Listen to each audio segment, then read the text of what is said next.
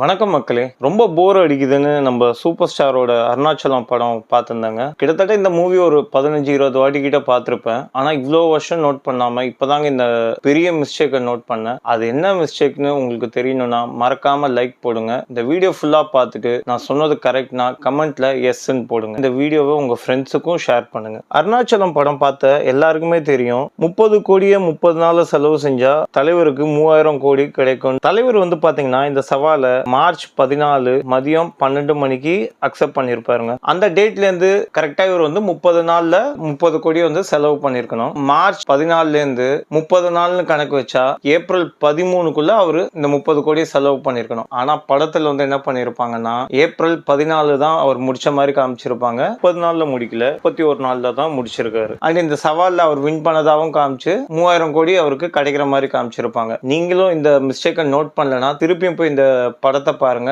டெஃபினட்டா நீங்களும் வந்து அக்செப்ட் பண்ணிப்பீங்க.